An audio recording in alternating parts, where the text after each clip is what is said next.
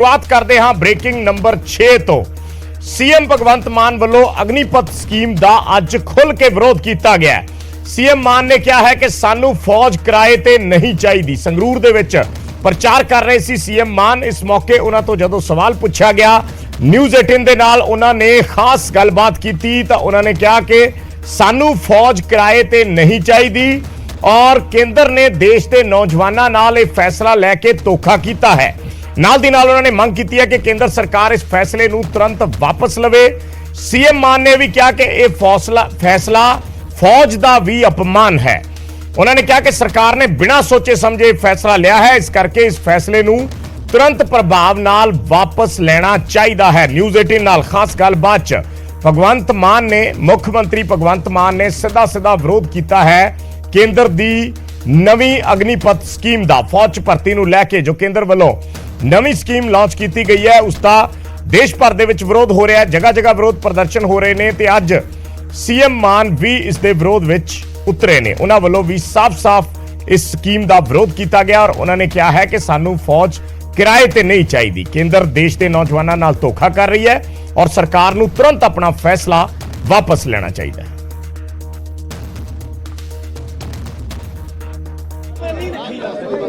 आप ऐसा कैसे कह सकते हो कि आप 17 साल में ट्रेनिंग के लिए जाइए और 21 साल में रिटायर होके आ जाइए, भूतपूर्व सैनिक बन जाइए 21 साल में। तो ये तो ठीक नहीं है। 4 साल जिन्होंने देश के लिए बहुत ही उल्ट हालातों में काम करना होता है। जब हम अपने बच्चों के साथ सो रहे होते हैं एसी लगाकर, तब वो 50-55 डिग्री सेल्सियस जैसलमेर और गंगानगर के बॉर्डर पर हमारे सैनिक काम कर रहे होते हैं, देश के लिए हमारी रक्षा कर रहे होते हैं। जब हम हीटर लगाकर सोते हैं बच्चों के साथ, तो वो कारगिल की पहाड़ियों में -20 डिग्री में काम कर रहे होते हैं। क्या आप उनको किराए पे रखोगे कि आ जाओ जी 4 साल के बाद आपको भूतपूर्व सैनिक साबका बना देंगे?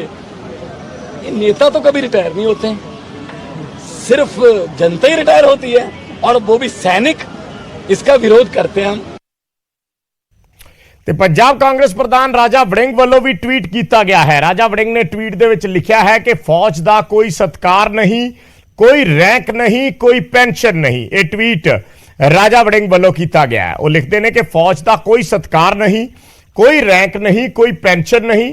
4 साल बाद ये बच्चे कित्थे जाणगे ते की करनगे। ये ट्वीट राजा वड़िंग वालों किया गया। उन्होंने कहा है कि देश के बेरोजगार नौजवानों की आवाज सुनो, उन्होंने अग्निपथ ते चला के उन्होंने सबर नूं ना परखो, फौज नूं फौज रहन दिओ। ये ट्वीट राजा वड़िंग वालों किया गया। इस दे नाल ही हरसिमरत बादल वालों भी एक ट्वीट किया गया है।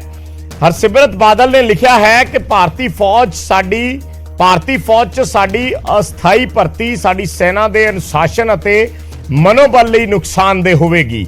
इंज लगता है जिवें भारत सरकार ने नोटबंदी ते खेती कानूनां वर्गियां गलतियां तो कोई सबक नहीं सीखिया।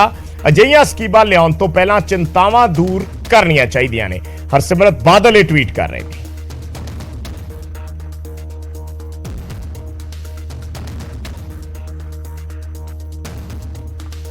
ते ब्रेकिंग नंबर 5 अग्निपथ दे बवाल दे विचाले केंद्र का यह वड्डा बयान आया है और रक्षा मंत्री राजनाथ सिंह ने बयान दिता है। रक्षा मंत्री राजनाथ सिंह इस स्कीम की सराहना कर रहे हैं और उन्होंने कहा है कि नौजवानों के बेहतर भविख के लिए यह फैसला लिया गया है। रक्षा मंत्री राजनाथ सिंह उन्होंने कहा है कि अग्निवीर नौजवानों की पछाण बनेगी। नौजवानों को उन्होंने जिहड़े प्रोटेस्टर ने उन्होंने शांति बहाल रखने की अपील की है।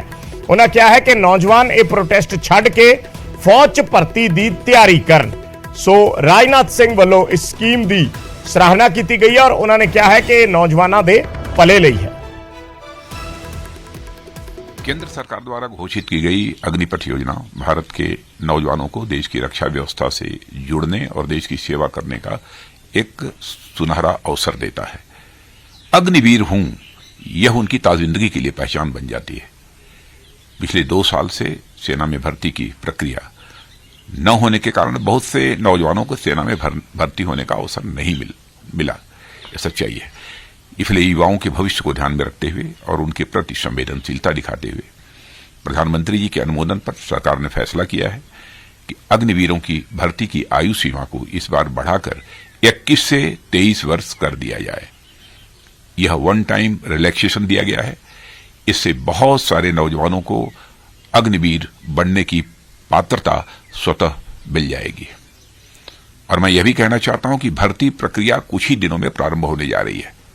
मैं सभी नौजवानों से अपील करता हूं कि सेना में भर्ती होने की वह तैयारी करें और इसका पूरा लाभ उठाएं। धन्यवाद। ਤੇ ਕੇਂਦਰੀ ਗ੍ਰਹਿ ਮੰਤਰੀ ਅਮਿਤ ਸ਼ਾਹ ਵੱਲੋਂ ਵੀ ਟਵੀਟ ਕੀਤਾ ਗਿਆ ਹੈ। ਕੇਂਦਰੀ ਗ੍ਰਹਿ ਮੰਤਰੀ ਅਮਿਤ ਸ਼ਾਹ ਲਿਖਦੇ ਨੇ ਕਿ ਪਿਛਲੇ 2 ਸਾਲਾਂ ਤੋਂ ਕੋਰੋਨਾ ਮਹਾਮਾਰੀ ਕਾਰਨ ਫੌਜ ਦੇ ਵਿੱਚ ਭਰਤੀ ਪ੍ਰਕਿਰਿਆ ਪ੍ਰਭਾਵਿਤ ਹੋਈ ਹੈ। ਇਸ ਲਈ ਪ੍ਰਧਾਨ ਮੰਤਰੀ ਨਰਿੰਦਰ ਮੋਦੀ ਨੇ ਅਗਨੀਪਥ ਯੋਜਨਾ ਦੇ ਵਿੱਚ ਉਹਨਾਂ ਨੌਜਵਾਨਾਂ ਦੀ ਚਿੰਤਾ ਕਰਦੇ ਹੋਏ 2 ਸਾਲ ਦੀ ਰਿਆਇਤ ਦਿੱਤੀ ਹੈ। 2 ਸਾਲ ਦੀ ਰਿਆਇਤ ਦੇ ਕੇ ਉਮਰ ਹੱਦ 21 ਸਾਲ ਤੋਂ ਵਧਾ ਕੇ 23 ਸਾਲ ਕਰਨ ਦਾ ਵੱਡਾ ਫੈਸਲਾ ਲਿਆ ਹੈ।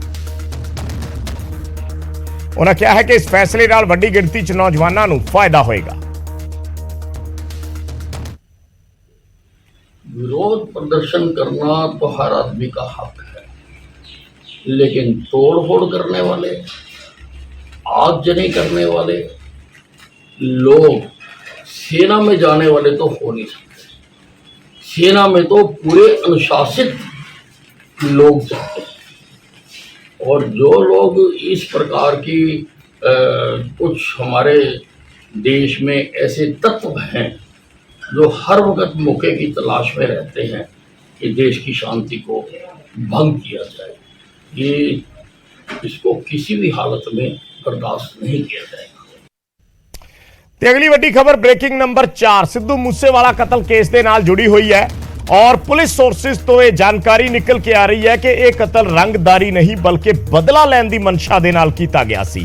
ये सोर्सेज जेडे पुलिस सोर्सेज ने क्योंकि पुछगिछ चल रही है लॉरेंस बिश्नोई तो और उसदे विच निकल के आया कि लॉरेंस बिश्नोई ग्रुप विक्की मिड्डू खेड़ा दे कतल दा जिम्मेवार सिद्धू मूसेवाला नूं मनदा सी और इस करके सिद्धू मूसेवाला दा कतल इस ग्रुप वालों कीता गया है।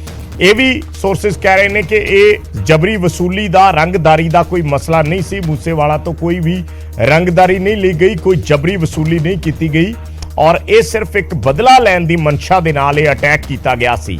ਪੁਲਿਸ ਪੁੱਛਗਿੱਛ ਦੇ ਵਿੱਚ ਲਾਰੈਂਸ ਵੱਲੋਂ ਇਹ ਖੁਲਾਸੇ ਕੀਤੇ ਗਏ ਨੇ ਔਰ ਵਿੱਕੀ ਮਿੱਡੂ ਖੇੜਾ ਦੀ ਮੌਤ ਦਾ ਜ਼ਿਕਰ ਕੀਤਾ ਜਾ ਰਿਹਾ ਹੈ ਕਿ ਵਿੱਕੀ ਮਿੱਡੂ ਖੇੜਾ ਦੇ ਕਤਲ ਦਾ ਜ਼ਿੰਮੇਵਾਰ ਇਹ ਲੋਕ ਸਿੱਧੂ ਮੂਸੇਵਾਲਾ ਨੂੰ ਮੰਨਦੇ ਸੀ। ਉਸ ਤੋਂ ਬਾਅਦ ਇਹਨਾਂ ਦੀ ਤਕਰਾਰ ਵਧੀ ਤੇ ਫਿਰ ਇਹਨਾਂ ਵੱਲੋਂ ਮੂਸੇਵਾਲਾ ਤੇ ਜਾਨਲੇਵਾ ਹਮਲਾ ਕੀਤਾ ਗਿਆ।